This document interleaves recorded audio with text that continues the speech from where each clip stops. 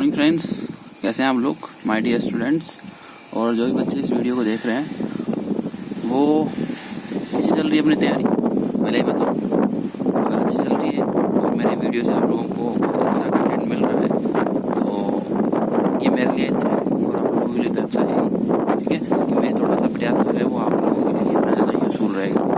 मैं जानता हूँ कि इतना कुछ तो आपको अलग जगह से कुछ मिलने वाला है नहीं, क्योंकि फिलहाल तो अभी सब कुछ बंद है, लेकिन जितना कोशिश हो रही है मैं उतनी कोशिश करूँगा। चलो अपने स्टार्ट करते हैं। लास्ट क्लास में हमने पढ़ा था कि अपन किस तरह से वीट के बारे में स्टडी कर रहे थे, क्या होता है वीट, उसका किस तरह से वो एक्सटेंशन करता है ना।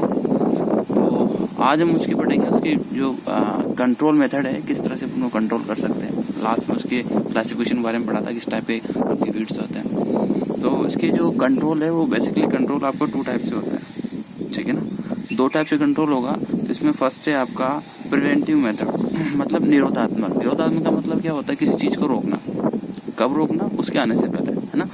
तो ये जो प्रिवेंटिव मेथड है, इस प्रिवेंटिव मेथड का सिंपल सा मीन क्या हुआ, इसका सिंपल सा मीन हुआ कि आपकी वीड को जो न्यू एरियाज है उन न्यू एरियाज में एंट्रिंग से क्या करना, स्टॉप करना, ठीक है।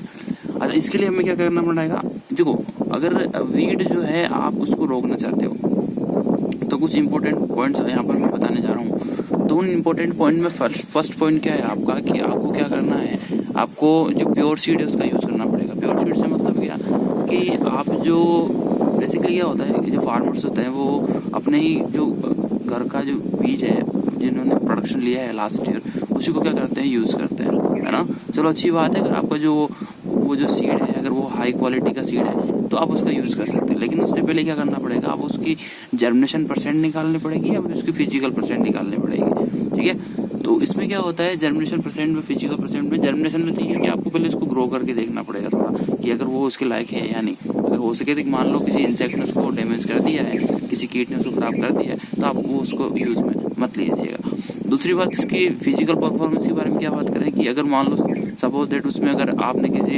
अदर सीड का जो है वो उसके अंदर इंक्लूड है या फिर कोई भी अदर सीड, उसी से अपन क्या करते हैं, बहुत बार मिक्सअप में जो होते हैं उनको अपन यूज करते हैं, ध्यान नहीं देते हैं ना कि कौन सफाई करेगा। तो थोड़े से आलस की वजह से क्या कर देते हैं, प्योर सीड को हम यूज नहीं कर सकते। तो आपका जो अदर सीड है वो क्या होते हैं, इस तरह से आपके फील्ड में एंटर हो जाते हैं।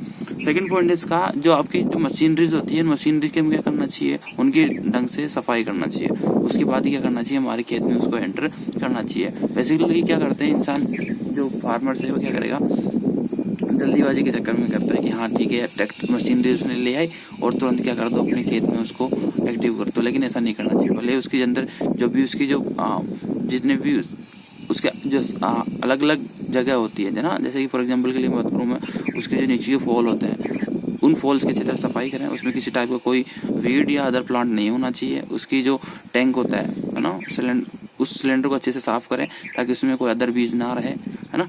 तो इस तरह से हम क्या करते हैं, उनकी सफाई करके भी अपने वीड को जो है वो एंटर होने से रोक सकते हैं। थर्ड जो है, हमें क्या करना चाहिए, कंप्लीट डाइजेस्ट जो कंपोस्ट खाद है ना उसका प्रयोग करना चाहिए। इससे क्या होगा, कभी क्या होता है कि हम जो अपनी जो एनिमल है वो क्या करते हैं, कुछ सीड्स को खाते हैं, है ना, बेसिकली होता ही है।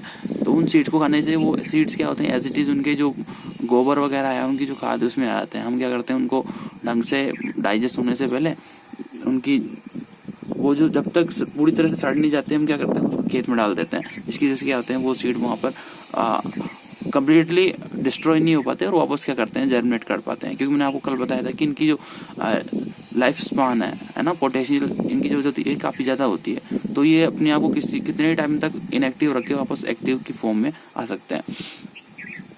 फोर्थ है, हमें क्या करना चाहिए, जो बीज अधिनियम है 1955 का बीज अधिनियम है, उसको क्या करना चाहिए, फॉलो करना चाहिए। जिसके थ्रू क्या करना चाहिए, हमें उसको क्वालिटी को जज करके क्या करना चाहिए, हमारे जो फील्ड है उसके अंदर सीड को शोविंग करना चाहिए। इस तरह से हम क्या कर सकते हैं, प्रिवेंशन कर सकते हैं। इसके अलावा फिर और क्या है, इसके अलावा जैसे कि आपकी जो इरिगेशन चैनल्स होती है, सिंचाई नालियाँ होती है, उनकी क्या करना चाहिए, टाइम टाइम से हमें सफाई करना चाहिए, है ना। इससे क्या होगा कि बेसिकली जब भी आप इरिगेशन करेंगे तो आपकी वो जो सीड है, वो जो वीड है वो क्या नहीं हो पाए, उन वाटर जो चैनल है उसके थ्रू आपके जो फील्ड है उसके अंदर एंटर नहीं हो पाए। इसके बाद है क्वारंटाइन। क्वारंटाइन का मतलब क्या होता है, जब भी अपन कोई भी जो न्यू सीड है या फिर कोई भी प्लांट है, अगर हम उसको इंपोर्ट करते हैं ना अदर कंट्रीज से, तो इंपोर्ट करते हैं तब उसका करना चाहिए वैसे उसका क्वारंटाइन अच्छे से होना चाहिए, ताकि कोई भी जो अदर फीड है वो हमारे यहाँ पर एंटर ना कर पाए, है ना। तो इसका क्वारंटाइन का हमें ध्यान रखना चाहिए। इसके बाद नेक्स्ट बात करते हैं इसके जो मेडिसिनल ट्रीटमेंट कौन कौन से हो सकते हैं, हमें क्या करना चाहिए। हमें क्या करना चाहिए, इरिडिकेशन का मतलब होता है उन्मूलन। उन्मूलन का मतलब क्या होता है, कम्प्लीटली उसको बाहर निकाल देना, है ना। मैंने बताया था लास्ट क्लास में, रॉगिंग वाली प्रोसेस जो है वो। कंट्रोल में क्या करते हैं हम उसको, अगर वहाँ आ भी गया है वो, तो इन जो मैंने अभी पढ़ी है इन सभी मेथड्स के थ्रू क्या करना चाहिए, उसको कंट्रोल करना चाहिए। इसका मतलब होता है कंट्रोल, है ना। एग्रोनॉमिक प्रैक्टिस करना चाहिए। ऐसे एग्रोनॉमिक प्रैक्टिस का मतलब क्या है कि अगर आपके खेत में वीड है ना, तो उसको कुछ प्रोसेस है जैसे कि टिलेज के थ्रू। टिलेज का मतलब क्या होता है, आपकी सॉइल को अंडुलेट करना, मतलब अप एंड डाउन करना, ठीक है, ताकि उससे क्या हो, वो जो आपका वीड है वो क्या नहीं हो पाए, प्रॉपर तरीके से जर्मिनेट नहीं हो पाए, ठीक है। अच्छा, इसके बाद हैंड होइंग। हैंड होइंग का मतलब क्या है, अगर कुछ छोटे वीड है या फिर आपकी अभी तो स्टार्टिंग ग्रोइंग एज है उनकी, तो उनको हाथ से क्या कर दो, उनको हटा दो, है ना। तो या फिर कुछ ऐसा छोटे जो मशीनरीज होती है उनके थ्रू क्या कर दो, उनको बाहर निकाल देना चाहिए। इसके बाद बर्निंग की प्रोसेस हम इसके लिए यूज करते हैं कि अगर जैसे कि आपके पंजाब में अगर आप जाते हो, तो जब आपकी अभी जैसे वीट की जो वीट है, गेहूँ इसकी फसल का हो गया, है ना, हार्वेस्टिंग हो गई है इसकी, तो देन उसके जितने भी रेसिड्यूल्स है तो उनको क्या कर देते हैं, वो लोग बर्न कर देते हैं, जिसकी वजह से वो बर्निंग के थ्रू क्या होता है, वो कुछ क्वांटिटी में क्या होते हैं, वो कम हो जाते हैं। इसके बाद इसके बायोलॉजिकल प्रैक्टिस में क्या करेंगे आप, बायोलॉजिकल प्रैक्टिस में हम ऐसे ही अदर इंसेक्ट का यूज करते हैं जो कि क्या होता है, उन वीड्स के लिए काफी ज्यादा हार्मफुल होता है ना। तो ऐसे कौन कौन से इंसेक्ट्स है, जैसे कि बात करूं मैं, लेंटाना एक वीड है ना, लेंटाना एक वीड है, जिसके लिए हम बेसिकली जो यूज करते हैं इंसेक्ट, वो होता है आपका लेंटाना कैमरा। ये क्या है, उस इंसेक्ट का काम है जो क्या नहीं होने देगा, उस प्रॉपर जो आपकी जो वीड है उस वीड को क्या नहीं होने देगा, ग्रो नहीं होने देगा। अच्छा, तो ये इंपोर्ट कहाँ से किया गया था, ये इंपोर्ट किया गया था आपके यूएसए से। सेकंड बात करूं मैं नागपनी की। नागपनी में क्या होता है, इसका जो कह सकते हो एनिमी जो इंसेक्ट है वो है आपका टेक्टाइलोपियंस ओपेंसी, ठीक है। इसको इंपोर्ट किया गया था श्रीलंका से। आप समझ तो रहे ना इसका मतलब क्या होता है। पार्थेनियम है, इसको अपन कहते हैं गाजर घास, है ना। बेसिकली कहीं आपको मिल जाती है, गाजर घास कहते हैं इसको, कांग्रेस घास भी कहते हैं। ये नाम याद, काफी बार पूछा गया क्वेश्चन। पार्थेनियम क्या है, पार्थेनियम क्या है, उसमें लिखा होता है कि बीज है, खरपतवार है ना, दलहनी पौधा है, कुछ भी ऐसे ही लिखा होता है। 4 ऑप्शन होते हैं उसके अंदर से। ये आपका ये पॉइंट, जब एक टॉपिक खत्म हो जाएगा उसके बाद में आपके लिए फिर वापस क्वेश्चन सीरीज लाऊंगा, है ना। तो इसका जो एनिमी जो इंसेक्ट है वो है आपका पार्थेनियम स्पीसीज, जो कहाँ से इंपोर्ट किया गया था, मैक्सिको से इंपोर्ट किया गया था। चलो नेक्स्ट बात करते हैं अदर जो है, कौन कौन से अपन ऐसे कौन कौन से इंसेक्ट हैं या फिर जिनका यूज हम क्या कर सकते हैं, वीड को कंट्रोल करने में कर सकते हैं। तो जैसे कि आपके स्वान होते हैं, हंस होते हैं, वो जितने भी एक्वाटिक्स एरियाज के जो वीड्स होते हैं उनको क्या करते हैं, फीड कर लेते हैं, हाँ। आपका जो डक है, बतख है, वो भी यही काम करता है। कारफिश होती है वो भी यही काम करती है ना।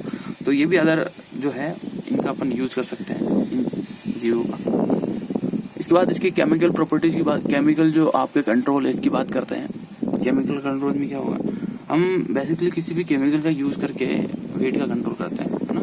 इसमें 2 टाइप्स के होते हैं बेसिकली, वैसे तो बहुत सारे मल्टीपल है, लेकिन फिर भी चलो अपन 1 बाय 1 बात करते हैं। सिलेक्टिव का मतलब क्या होता है, कुछ ऐसे मतलब जिनका इफेक्ट केवल उस पे होगा, केवल वीट पर होगा, है ना। खरपतवार को नुकसान पहुंचाते हैं, वो अपने फसल को नुकसान नहीं पहुंचाते हैं, वो होते हैं आपके सिलेक्टिव हर्बिसाइड। अच्छा, एक चीज बताऊं मैं आपको, अगर इन हर्ब क्या होते हैं, हर्ब पौधा होता है, और वीड क्या होते हैं आपको एक तरह से हर्ब है ना, पौधा है। तो इनके लिए अगर हम कोई केमिकल यूज कर रहे हैं तो आपको क्या कहलाता है, हर्बिसाइड कहलाता है, ठीक है। इसको अपन क्या कहते हैं, वीडीसाइड भी कहते हैं, वीडीसाइड कहते हैं। तो इसमें आपका क्या होगा, ये पर्टिकुलरली सिलेक्टिव में क्या होता है, केवल एक आपके वीड को ही क्या करेगा, ये डिस्ट्रॉय कर रहा है।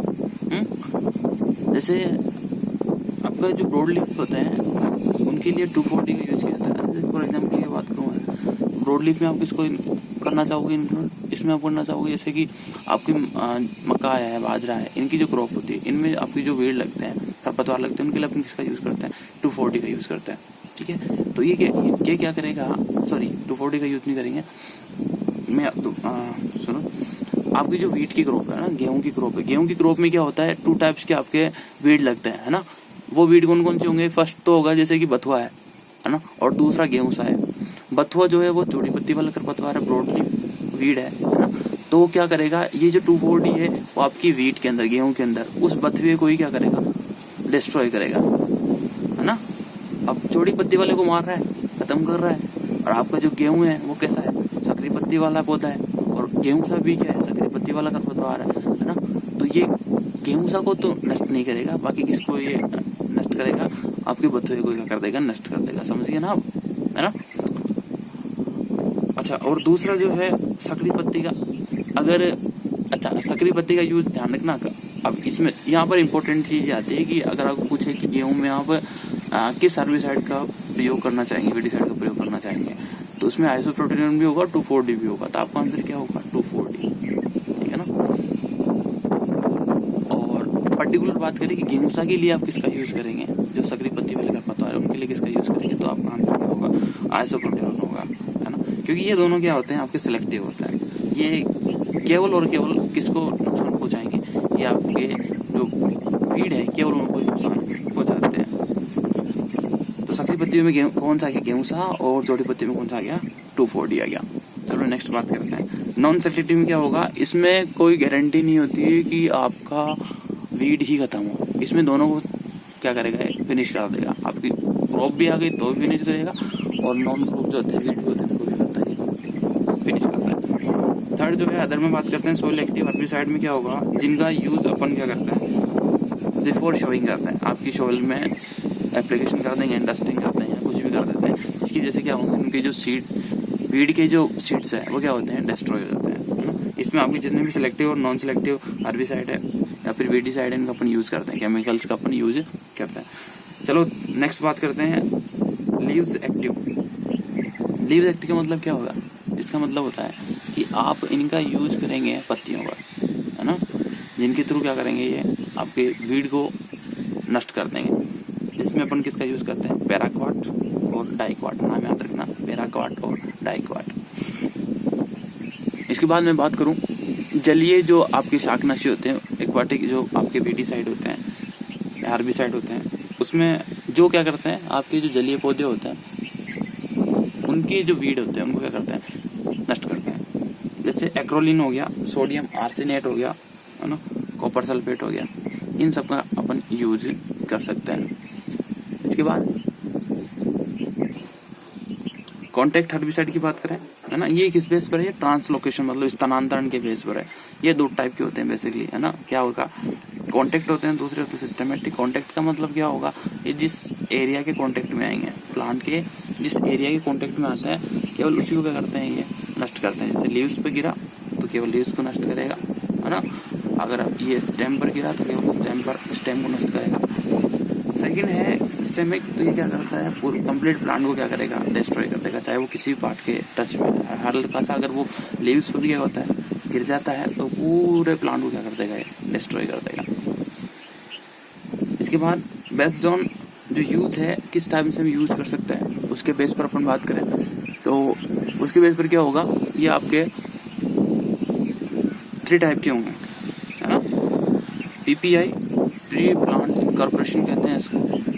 सेकंड PE, प्री इमरजेंस कहते हैं। और थर्ड है POE, पोस्ट इमरजेंस कहते हैं। मतलब इसका मतलब क्या होगा, फर्स्ट वाले का जो मतलब है उसको यूज है कि आप अगर आपकी शॉपिंग नहीं की है ना, उससे पहले, शॉपिंग से पहले अगर आप जो यूज करते हो वो क्या कहलाते हैं, आपके प्री प्लांट इनकॉर्पोरेशन कहलाते हैं। अगर आप सेकंड जो है प्री इमरजेंस शॉपिंग कर दी है लेकिन वो क्या नहीं हो पा रहा है, जनरेशन नहीं हो पा रहा है, क्या कहलाएंगे आपके, वो प्री इमरजेंस कहलाते हैं। और थर्ड जो है पोस्ट इमरजेंस कहलाएंगे, मतलब आपके अंकुरण हो चुका है ना, उसके बाद हम जितने भी जो वीडिसाइड या हर्बिसाइड का यूज करते हैं क्या कहलाते हैं, वो पोस्ट इमरजेंस कहलाते हैं।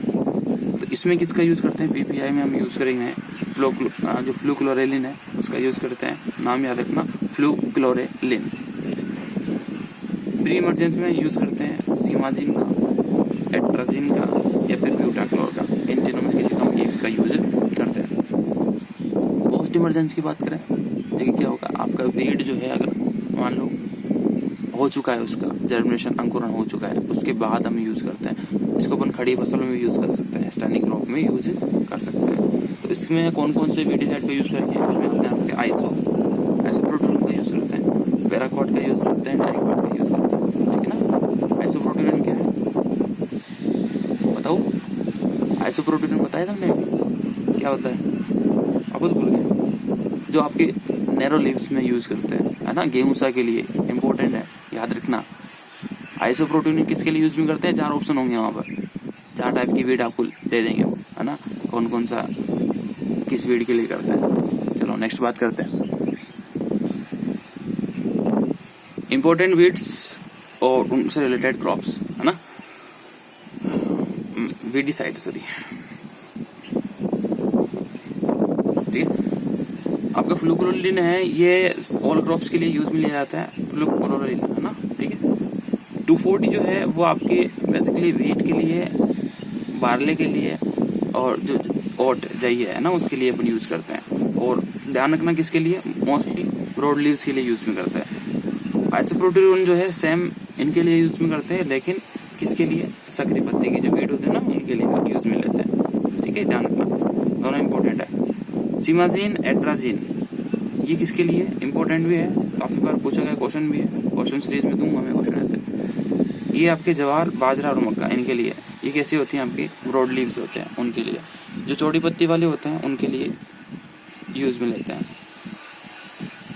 चलो नेक्स्ट बात करते हैं यूज ऑफ वीट, किस किस तरह से आप इन वीड्स का यूज कर सकते हैं। देखो हर चीज होती है, कुछ खामियां भी होती है, कमियां भी होती है, तो कुछ उनके फायदे भी होते हैं, ठीक है ना। जैसे आप कोई मेडिसिन लेते हो, तो मेडिसिन ले रहे हो तो उसका यूज तो है कि आप ठीक हो जाएंगे, है ना, लेकिन उसका कभी कभी क्या होता है, साइड इफेक्ट भी पड़ता है, ठीक है। कभी हाई डोज अगर आप लेते हो तो उससे आपको क्या होता है, आपको जो ब्लड है वो क्या हो जाएगा, उस ब्लड के अंदर कोई ना कोई प्रॉब्लम आना शुरू हो जाती है, जिसकी वजह से क्या होता है, कभी कभी इंसान की डेथ हो जाती है ना। तो इस टाइप से ये है कि आपका इतने आपने प्रॉब्लम देख ली कि ऐसे करते हैं वैसे करते हैं, वीडिसाइड जो है, लेकिन क्या है कि केमिकल तो किसी न किसी तरीके से आपकी सॉइल के लिए भी हार्मफुल है ना। अच्छा तो है कि हाँ ये वीट को कंट्रोल कर रहा है, लेकिन ये अपन ज्यादा मात्रा में अगर इनका यूज करते हैं ना, तो उससे क्या होता है, ये आपकी जो सॉइल है उस सॉइल की जो फिजिकल स्ट्रक्चर है, केमिकल स्ट्रक्चर है और बायोलॉजिकल स्ट्रक्चर, तो तीनों क्या करते हैं, ये डैमेज भी करते हैं। इस चीज का आपको ध्यान रखना है। तो वैसे क्या होगा, इसमें जो केमिकल प्रॉपर्टीज की जो पीएच उसका आपका जो सॉइल है वो इंक्रीज हो जाएगा, ठीक है। और आपके जितने भी जो माइक्रो ऑर्गेनिज्म है ना, वो क्या हो जाते हैं, राइजोबियम हो गया, क्या होते हैं, इन पेस्टिसाइड या हाई क्वांटिटी में अगर फर्टिलाइजर में यूज करते हैं तो उनकी वजह से क्या होता है, ये मरना या फिर ये खत्म होने लगता है।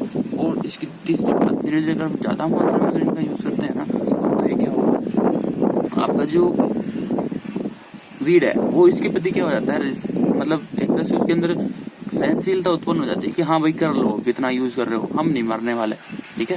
तो इस तरह से क्या होता है, वो एक तरह से नकटा हो जाता है। अगर ज्यादा मात्रा में किसी आदमी को अपन ज्यादा तरीके से परेशान करते हैं, बार बार परेशान करते हैं, बार बार परेशान करते हैं, तो एटलीस्ट क्या हो जाएगा, वो अपने आप को हीट हो जाएगा, है ना। तो फिर बोलेगा भाई तुम कितना ही करो, मैं तो अब नहीं मानने वाला।